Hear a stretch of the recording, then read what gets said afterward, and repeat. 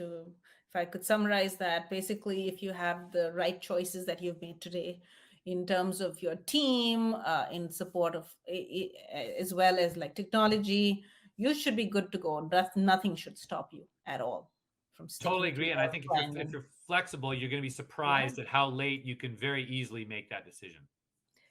totally. All right. So now let's talk about the event itself, right? So, what are the things you think charities are doing to be very, very effective just before the event?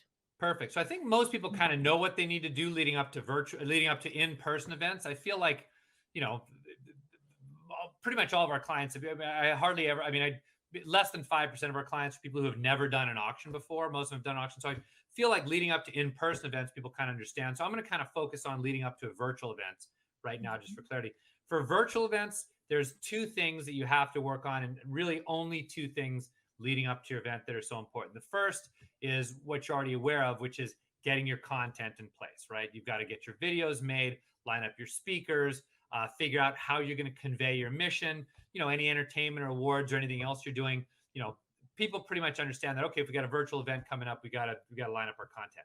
The big difference between virtual events and in-person events is if you have an in-person event coming up, I don't want to say it's automatic, but you e-blast out your invitations, you send your invitations, mail, email, whatever, to the people you always do, you're going to get attendees. People are going to come, and I'm not saying it's not, you don't have to work for it, but let's be honest, your in-person events, you probably have people who come, a lot of the same people come every year. They're going to come. I always say, the wife has bought a dress, and so she's not going to forget that Saturday night is your event.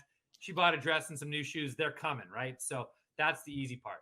And that's the big difference with virtual. With virtual, getting people to attend and not just register, but getting them to actually attend and log on to your event is everything.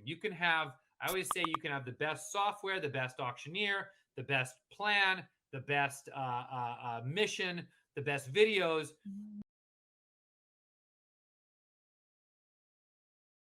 But if there's no, you can have auctioneer, janky software, a poor presentation of your mission, janky videos, and you're still going to make money if there's a ton of people there, right? So I can't stress enough the importance of the hustle you have to do to get people there.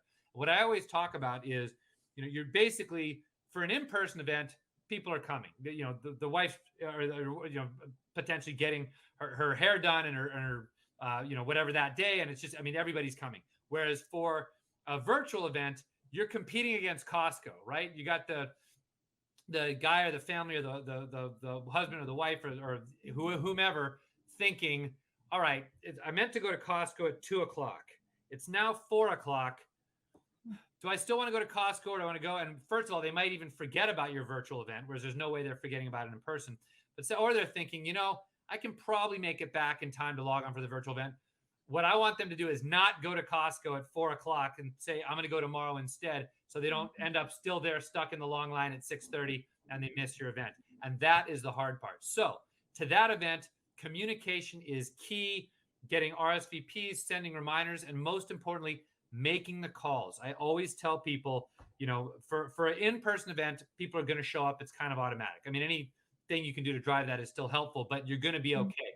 Virtually, the number one thing is that people have to actually log on. When we first started doing this, there were three things we're concerned about: getting people to register, getting them to attend, and getting them to stay. Turns out getting them to register and stay are easier than you'd think. We're not seeing a lot of drop off during events. Yeah. A lot of groups can get people to register. It's getting those registration bids to attend. Industry average is about 50%. Some people say lower. My company's seeing about 60%. Our best events we're seeing are 80% turnout. And the folks who are able to do that, who are able to, as I say, punch above their weight class in that respect, are the ones who do the work. They make the calls. A week or two out, they're calling. At the very least, they're people who have donated a lot of money in the past. At best, they're calling everyone. Jim, great to chat with you. We're so looking forward to you and Martha coming to our event. As you know, last year you were so helpful. Your $1,000 donation helped us do X, Y, and Z. This year we have an even bigger goal. We're trying to make, X thousand, X 10, times 100, tens, $100,000, whatever. And so we really need your help even more this year. And by doing that, by making those calls, you're doing two things. One, you're letting them know the importance and reminding them. but two, you're letting them know that they're going to be missed if they're not there. And I think that's the one thing that virtual events, it's so easy to blow off a virtual event, and you're trying anything you can do to prevent that. Is so important. So getting people to attend with through your various communication ways is key. Getting pre-committed money in dollars is even more important. We used to say you want a third of your money pre-committed if you can in in-person events. The rule has kind of changed. If for virtual events, if you can, you want 2/3 of your money pre-committed. So I can't stress the importance of that. We're building momentum. And then if you can get the people there, then your software and an effective auctioneer will take care of the rest. But only if people show up.